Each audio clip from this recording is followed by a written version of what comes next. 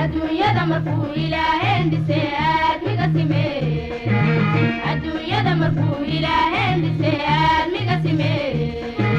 ninna asaagii inuu adoonsado uma abuurine ninna asaagii inuu adoonsado uma abuurine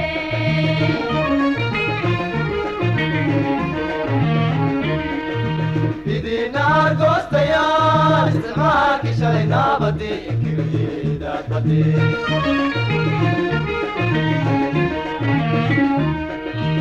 idina argoostayaal isticmaalkii shalay naabadii inkiryeedaad badee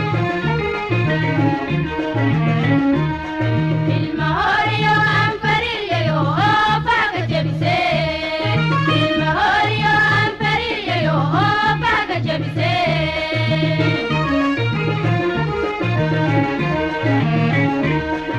ilmahoriyo aan farilyayo oo faaga jebisee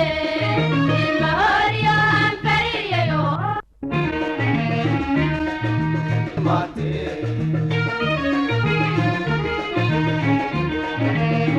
area area area area area area area area area area area area idaa kalena aroortaan sugaynaa idaa kalena aroortaan sugaynaa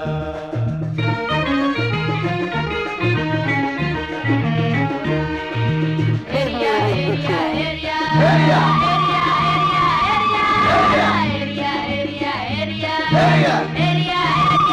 idaa kalena aroortaan sugaynaa idaa kalena aroortaan sugaynaa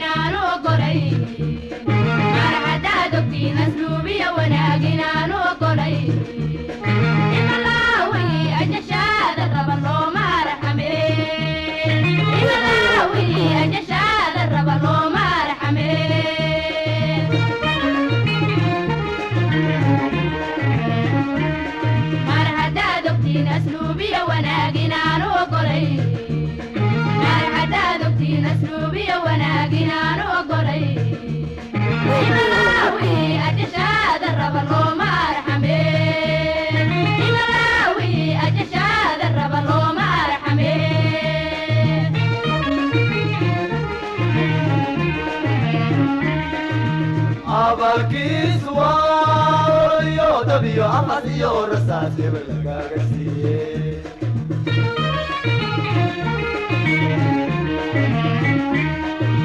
abalkiis waa iyo dabiyo afas iyo rasaas hebel lagaaga siiyey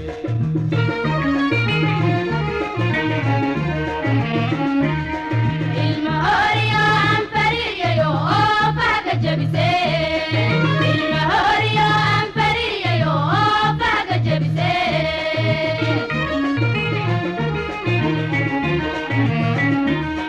ilmahoriyo aan farilyayo oo faaga jebisee ilmahoriyo aan farilyayo oo faaga jebisee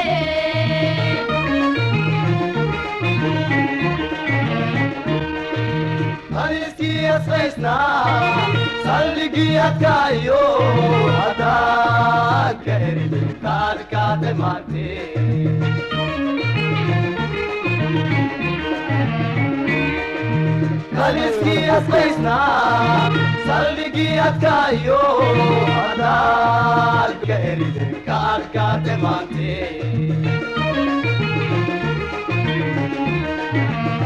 area area area area area area area area area area area area idaa kalena aroortaan sugaynaa idaa kalena aroortaan sugaynaa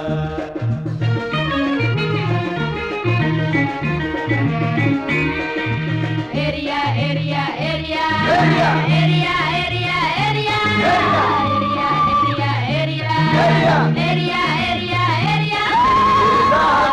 aroortaan sugaynaa iridaha kalena aroortaan sugaynaa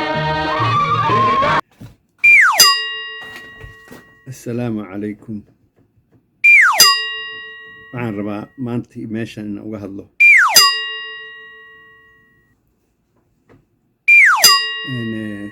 arrinta al-shabaab inaan ka hadlo. horta kusoo dhawaada janalkayga. haddii aad subscribe samaysay aad iyo aad baad u mahadsan tahay. haddii aadan weli samayna please subscribe dheh, share, like, laakiin subscribe-ka badiya, taasaa macnaha janalku ku sii soconaya. marka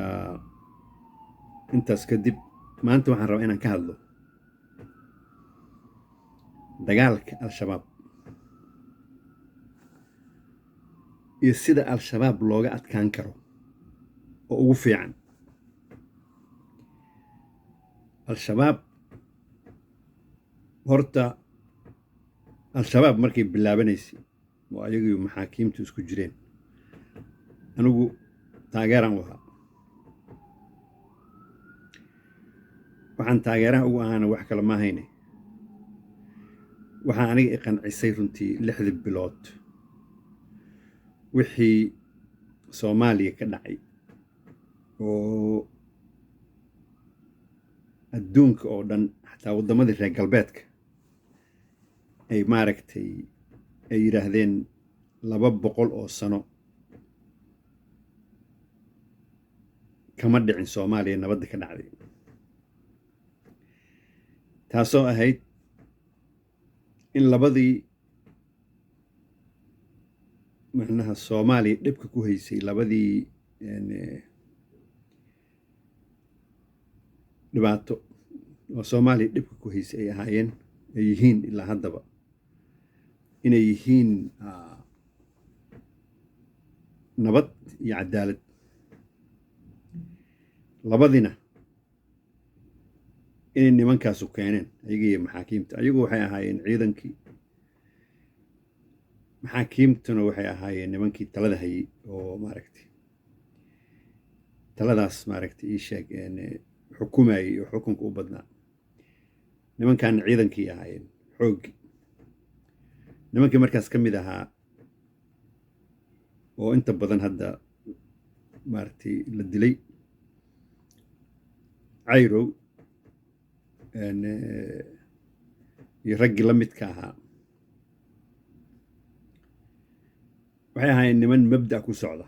oo mabda'ooda uu yahay in Soomaaliya shareecada islaamka lagu xukumo, oo ahna midda aniga laftigayga markaasaan u fakeray midda keliya oo dadka isu keeni karta. sababtoo ah Soomaaliya waxaa dhibka ugu weyn oo ka jira waxaa waaye qabiil. 6 bilood qabiilku meesha waa ka baxay totally. xijaabkuna wuxuu gaaray ilaa Jabuuti, oo dadkii waxay ku qanceen nidaamka meesha yimid oo cusub oo nidaamyada hore ka duwan. marka saasaan anigu marka ugu qancay. waana markii ugu horreysay oon is iri Soomaaliya baltag anoo muddo ka maqnaa.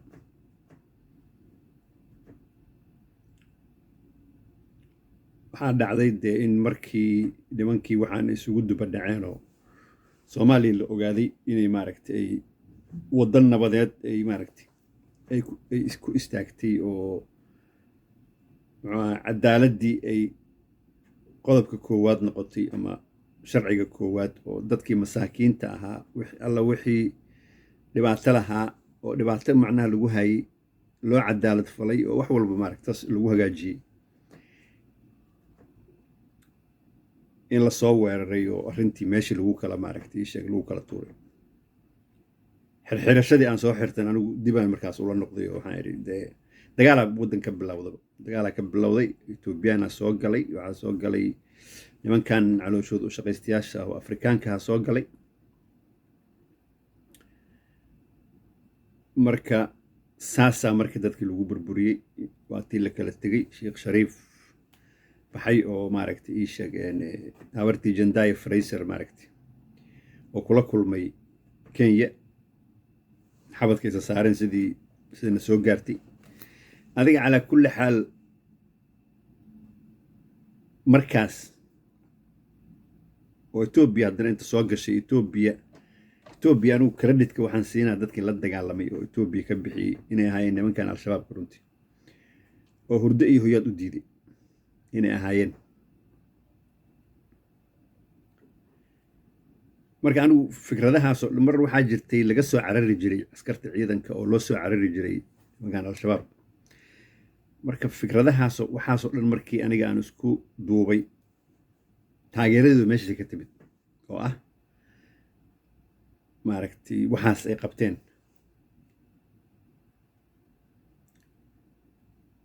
nimankii marka sidii haldoorkoodii looga leynayay oo maaragtay dadkii mabda'a ku taagnaa qaarna uga soo baxayeen qaarna ay maaragtay ay loo dilayay mabda'oodii waa isbeddel runtii waxaa helay niman maaragtay sheeg waddan la yidhaha qatar oo reer galbeedku ay u wakiishaan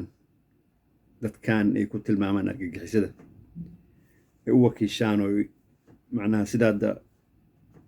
ka dhacday muxuu ahaa afghanistan dadkii macnaha taliban meesha loogula shiray oo heshiiska loogula gaaray meelaha heshiiska loogula gaaray ka mid ahayn tii marka qatar waxay u beddeshay inay nimankii al-shabaab ay isticmaasho runtii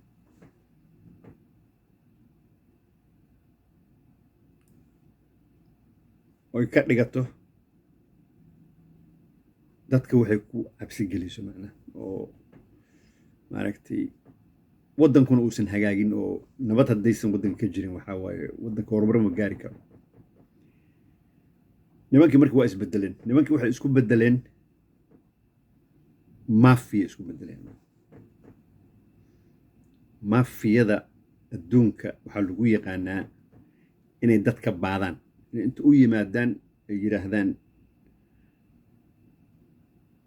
ama waxna sii oo bishiiba intaas noo qor inta businessyada yimaadaan annagaa ku difaacayna haddii kale wixii kugu dhaca annagu mas-uul kama nihin haddaba kuma difaaci karno macnaha iyagoo uga jeeda macnaha inay dadka cabsi geliyaan nimankii marka waxay isku bedeleen arrintaas sidii nimankii maafiyada ahaa maafiyada talyaaniga markii maraykanka imaanayeen habkii ay wax ku cuni jireen saas ahayd sidii isku bedeleen aniguse maalintii aan ka calool go'ay runtii oon ogaaday inaysan nimankaanu niman maaragtay mabdi'ii nimankii hore ay ku taagnaayeen ay isku taagnayn oo niman qowlaysata ay yihiin waxay ahayd maalintaan maqlay gabdhaha shaqaysta oo jirkooda gata ee inta soo wacaan ee waxay leeyihiin xalay wixii aad shaqaysay xalay waxaad shaqaysay maaragtay waa inaad saka ka soo bixisaa bal sako iyo arrintaas waxaa isdhexgelisha anigu waa fahmi waay calaa kulli xaal maalintaas anigu ka calool go'ay nimankaas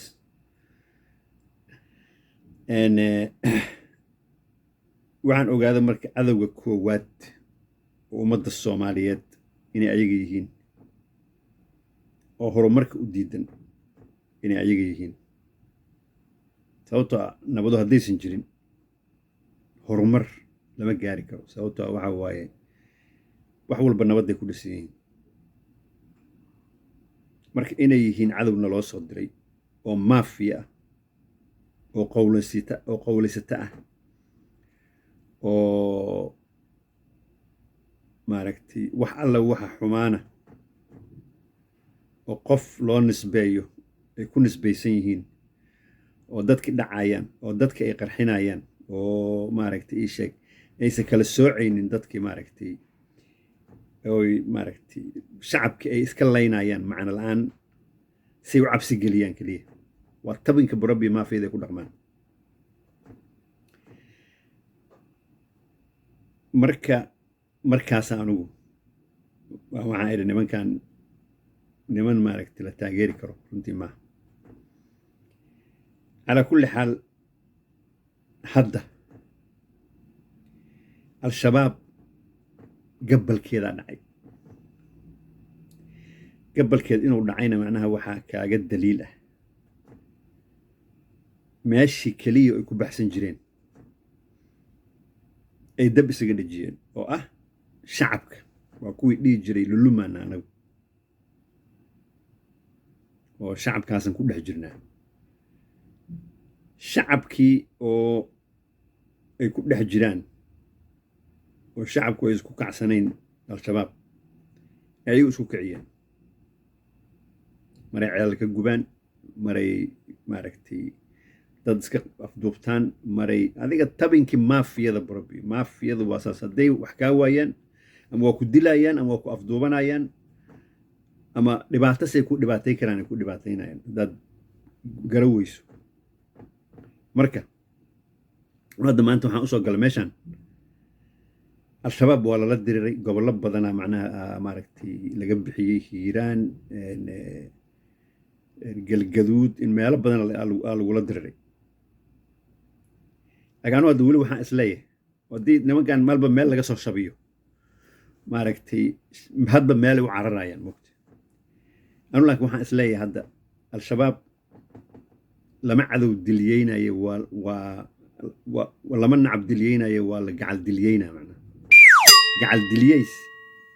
iyo nacab diliyeys labay kala yihiin anaa qof aad si xaasidnima ula dirirayso iyo qof aad si fudud oo maaragtay aad is leedahay bal iska qofkan ma waxaan bal ha kaa tageen saasaa la yidhaha nacab diliyeys iyo gacal diliyeys marka anuu hadda markaan fiirshay meesha keliya oo hadda maaragtay aan ku dhaliilayo dadkan al-shabaab la dirirayo especially dowladda waxaa waaye al-shabaab in hadba meel laga soo shabiyo maaha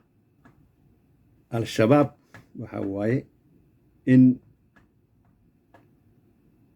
horta marka ugu horeysa soomaaliya keliya cadow lama aha waxay cadow leeyihiin waddamada dariska iyo waddamada reer galbeedka waxaa waaye marka xagga cirka in waddamadaas awooda in loo adeegsado dhulkana dadka shacabka ah iyo ciidanka dowladdu ay maaragtay ay ku filaadaan waan ku filan yihiin runtii etoobiya diidi mayso kenya diidi mayso maraykanku diidi maayo waa saddexda macnaha availableka hadda noo haddii eurubiyan kale ay kusoo darsamaya xataa inaanan laga waxaynin al-shabaab waxa waaye waxaan ka wadaa nacabdili waa la gacal diliyeyna waxaan ka wadaa sidii la rabay oo macnaha ii sheeg cadowtinimada ahayd loolama diriraayo ciidan markii la rabo in lala diriro waxa waaye in command centerka laga garaaco ugu horeysa command centerka intaan dagaalkuba bilaaban waa in maaragtay la baabi'iyaa wax alla wixii ay saldhig lahaayeen oo saldhigyadoodii lagu ridaa macnaha ii sheeg kalahaad in lagu rido oo ayaga la kala firdhiyo oo meeshii ay islahaayeen laga soo maaragtay amraayey nimankan al-shabaabka oo hadba meel loo maaragtay shabinayo in maaragtay ii sheeg laga weeraro meel walba saldhigyadooda waa la yaqaanaa meeshay ku yaallaan saldhigyadoodu waa wax cayiman saldhigyadaas hal maalin saacad gudahood in la garaaco spontaneous hal mar si aysan u kala carcararin inta saldhigyada la garaacayana intaan la garaacin in macnaha ciidan lagu wareejiyo meel walba saldhig walba in ciidamo lagu wareejiyo oo markay soo cararaanba oo ay maaragtay ay ka soo cararaan duqayntaas in farxadkooda la dhammaystiro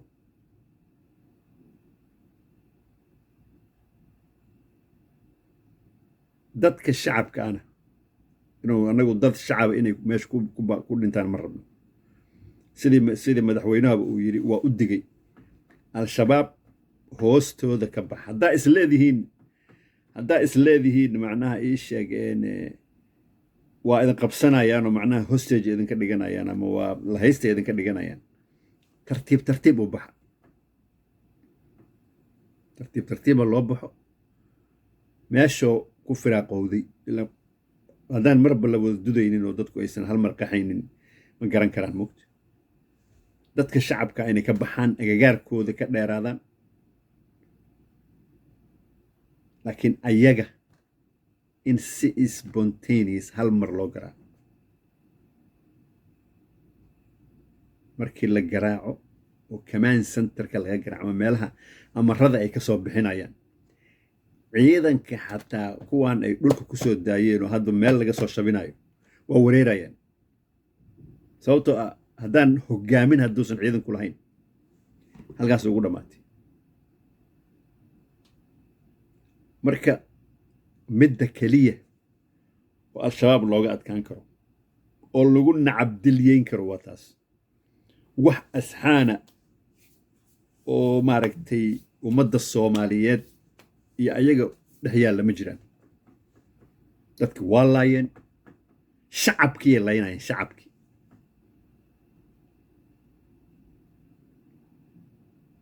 hadday xataa nimanka ay taargetka ay ka dhigan jireen ay taarget garaynayaan oo nimanka madaxda maaragtay ii sheeg iyo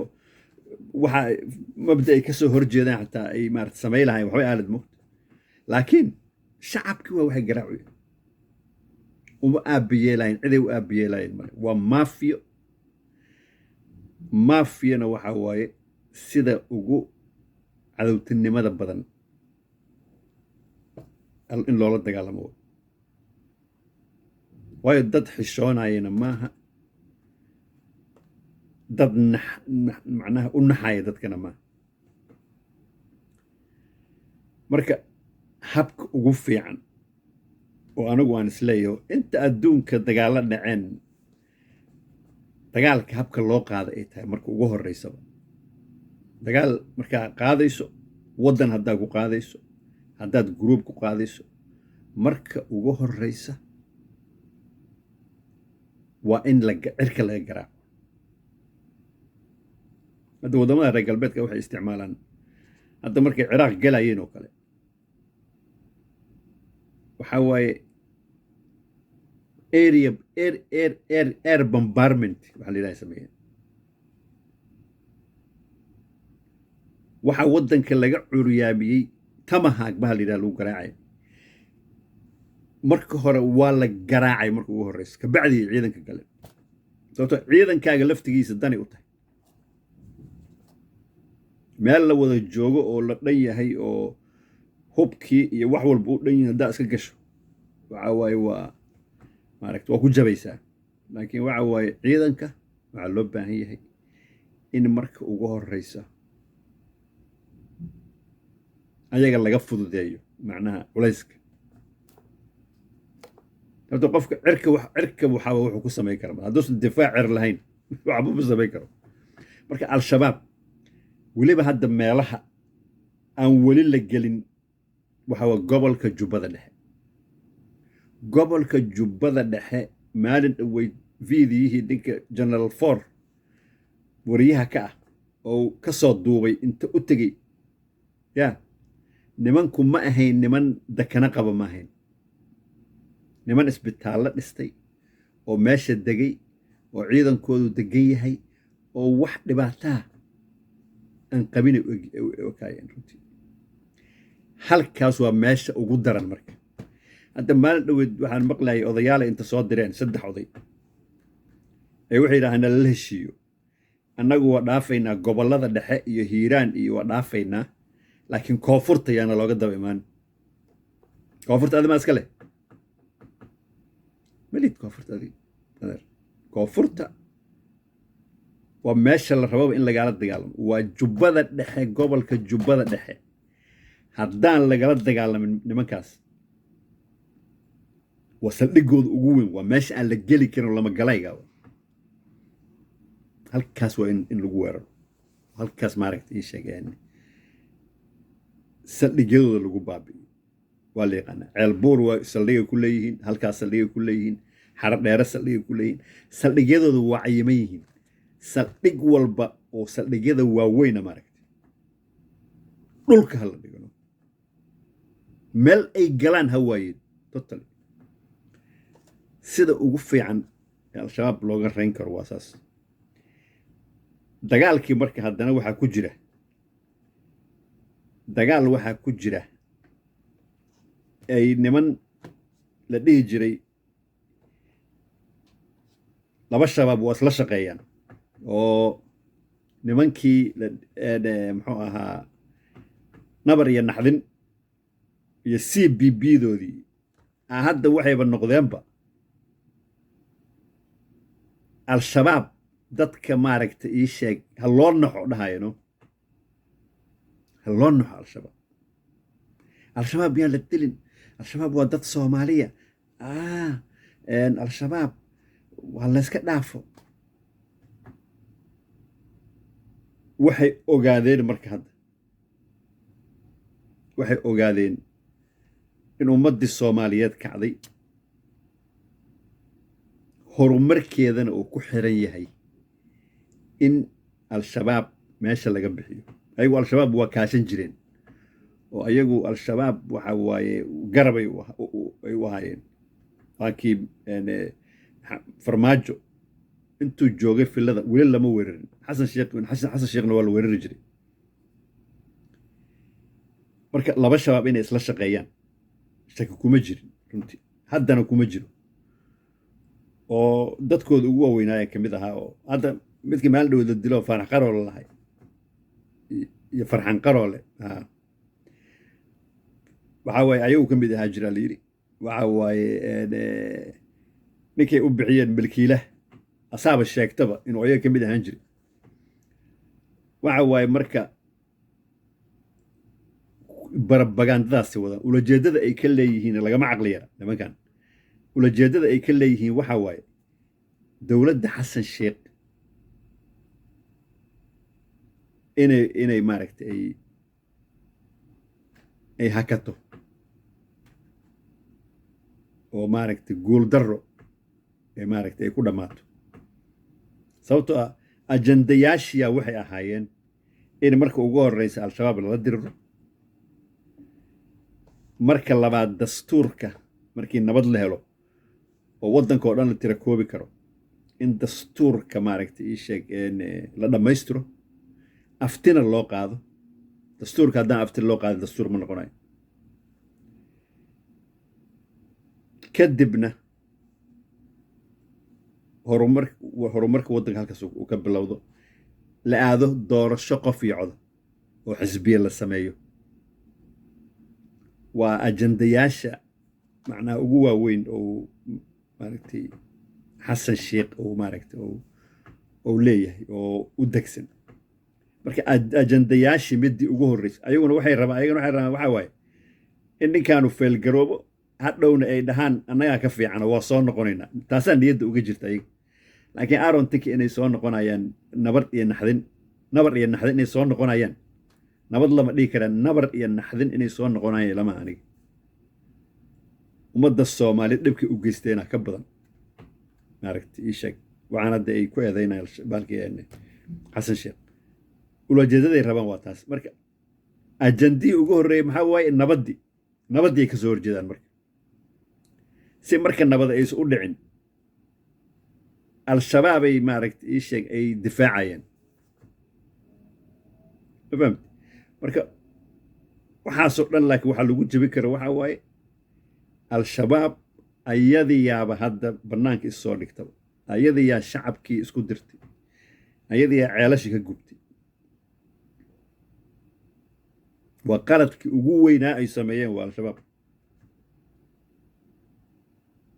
shacabkaa ku kaca marka shacabka meel mar hadduu kacana waa bis meelay ku gambadaanna ma leh haddii inta hadda aan sheega loogu daro oo kamaan santarada laga garaaco oo weliba jubbada dhexe waxaa dib loogu dhiganayo maqan aniga jubbada dhexe in dhulka ay degan yihiin oo dhan baabahda laga dhigo runtii guri waa la dhisaa dhib ma leh cadowgaasaa ka dara runtii haddii meeshaan laga shabiyo dhulkan hadda muxuu aha ii sheeg hiiraan iyo bakool iyo macnaha muxuu aha north muxuu ahaa west ama south west aan dhihi lahaa ama iyo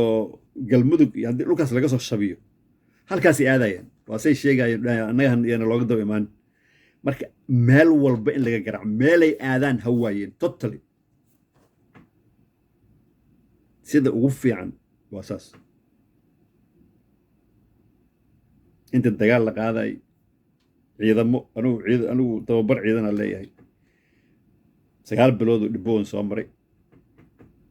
waxa waaye habka ciidanku u dagaalamo waa habkaas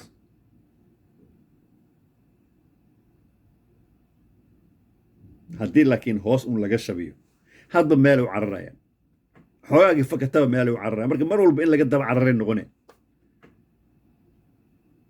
laakiin madaxa haddii laga dilo mas waxaa madaxa laga dilaa madaxa haddii laga dilo halkaas ugu dhammaatay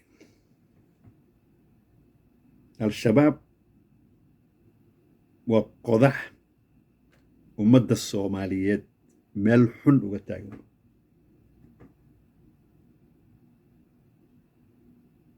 al-shabaab hadda jirta oo maafiyada noqotay oo dadka maaragtay inay baadaan raba oo maaragtay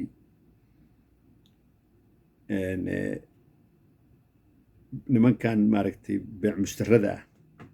geed ku xirtay oo ya marka intaasoo dhan in lagala dagaalamo in xataa lagala dagaalamo propagandada hadda alcadaalo waxaan maqlayay oo dhahaya websaydyana waa la xiray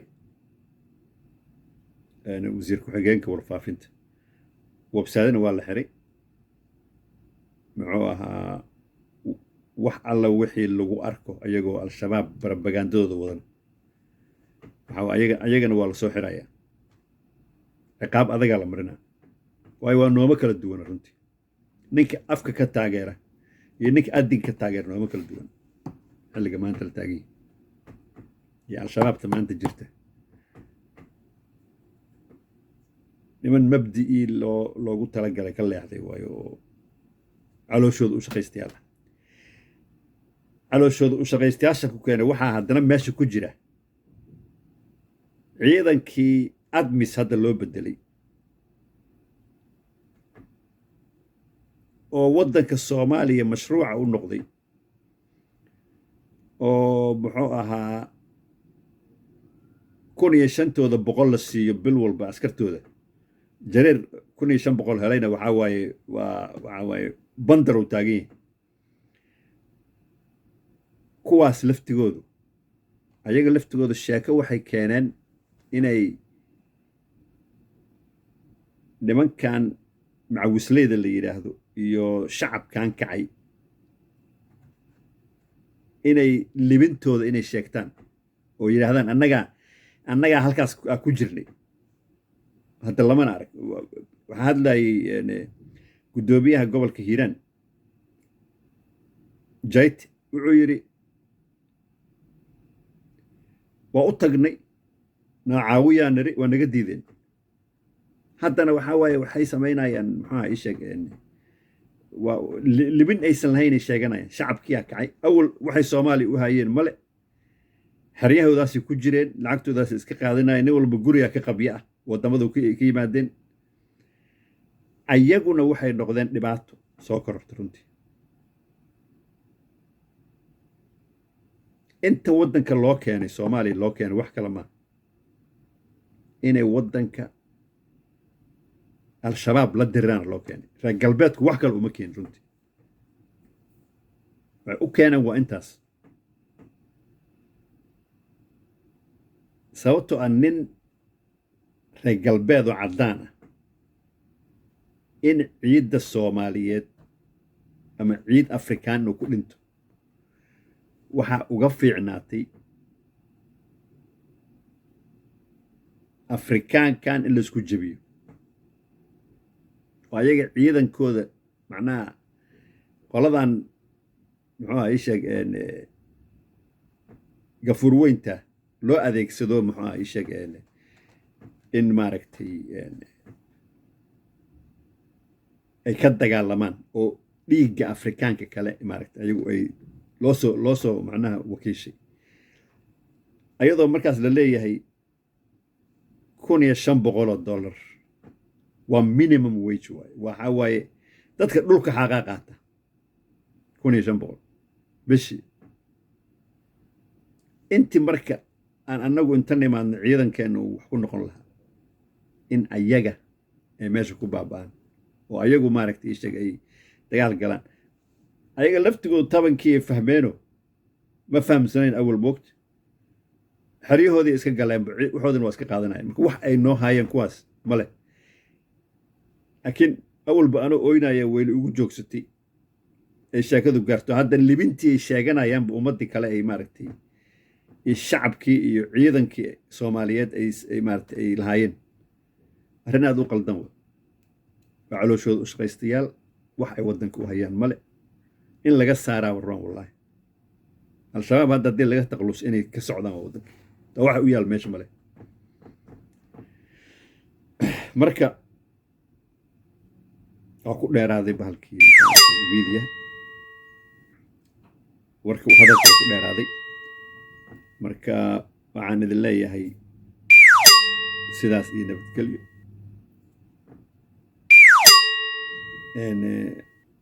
channelka haddaadan subscribe ku samayn subscribe please si macluumaadku noogu sii socdo anugu waxyaabo badan hayaa oo maaragtay oo information ama macluumaada marka si uu u socdo please subscribe waa mahadsantiin